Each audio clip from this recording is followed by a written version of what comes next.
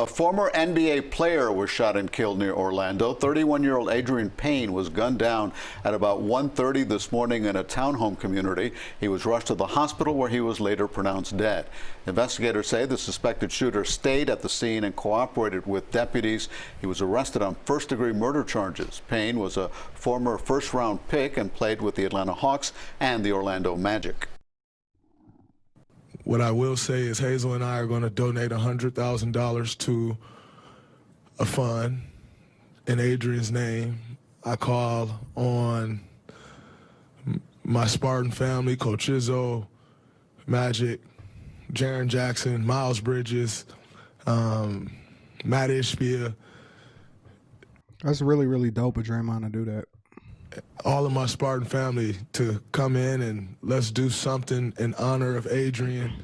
If that's naming something on a campus after him, if that is some scholarships for some kids for Dayton, whatever that is, I call on my Spartan family to band together and do something in Adrian's name.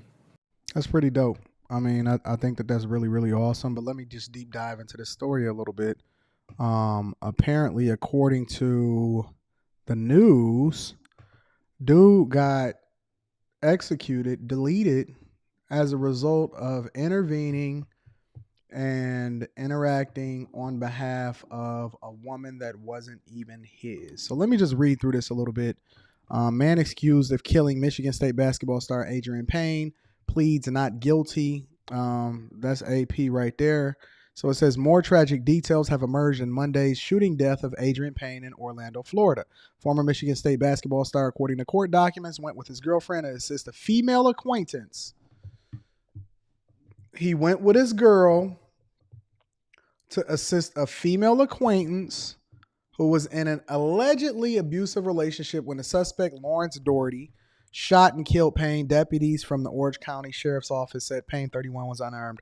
You know, the interesting thing about this whole thing is that I remember having a conversation on the Lapeef Network, right? And we were talking about the importance of what protection really looked like and what that meant. You know, what is it? What is protection? What is protection? What is protecting women? What is protecting people? And so now we're looking at this situation, right? And Adreian Payne, who still young, still got his whole life ahead of him, intervened on behalf of somebody that remained in a hostile situation, because when you say an abusive relationship, that means that it was ongoing way before you showed up and got there. And now he's dead. The woman is going to go on eventually and live her life. His girlfriend is going to go on and live her life. And he can't come back from that. He can't come back from that. And so I've always went back and forth and disputed all of these Captain Save'ems, in that I don't believe that protection always comes in a form that you think it should come in, because you're going to lose your life as a result of trying to intervene on somebody that you shouldn't even be involved in sometimes. That's what the police is for. That's literally what the police is for. It's not for me, it's for the police. My job is to call the cops, not try to be tough guy, not go over there and confront him. I'm staying out of it. That's not my job.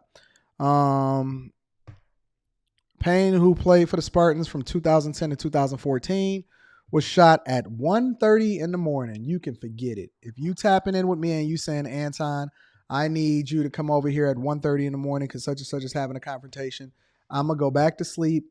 Right after I call the police and I say, hey, it's a domestic dispute over there.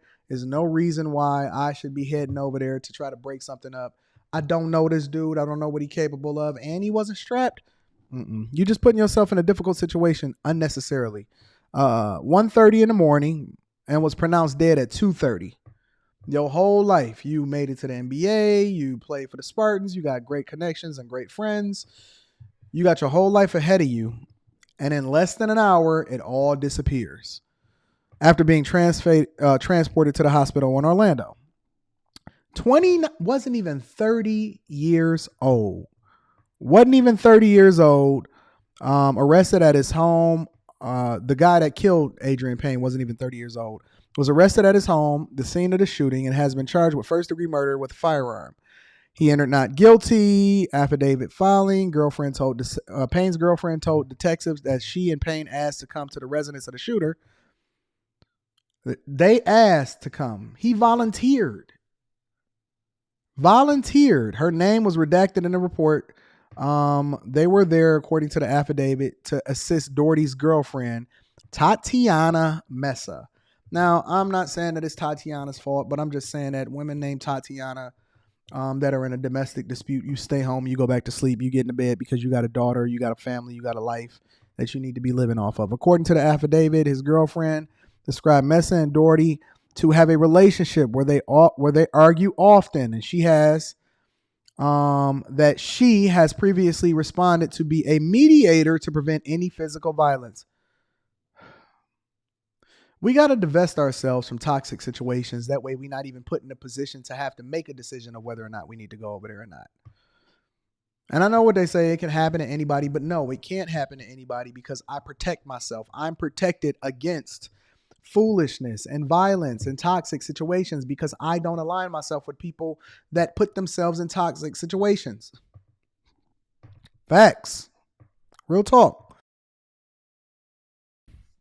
There's no reason why he should have been there in the first place. Told Orange County Sheriff's Office deputies his father dropped him off at the younger Doherty's residence. He told police he lived at the location for 2 months. They arrived and saw an unknown vehicle parked in a roadway at a nearby intersection, and the alleged shooter exited his father's car, walked to the other vehicle, a black Chevy sedan, dark tinted windows. Payne and his girlfriend were inside. That's sad. Remained in his car. Told police his son approached the car's driver's side, began talking close together with Payne at the vehicle. Father, he felt Lawrence Doherty appeared to be intimidated based on a size difference and his son's stance.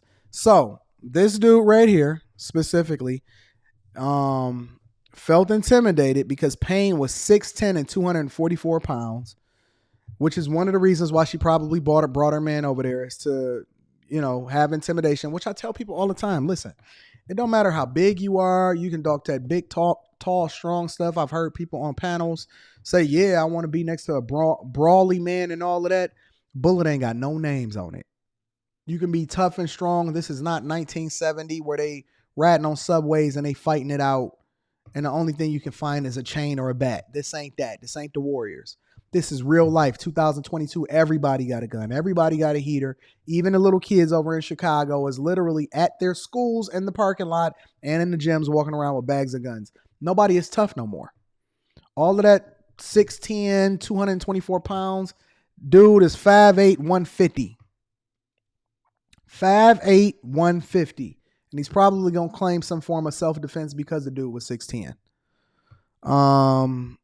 He interpreted Payne's presence as a threat, shot Payne after he got out of his car, making movements with his right hand in the right side of his waistband.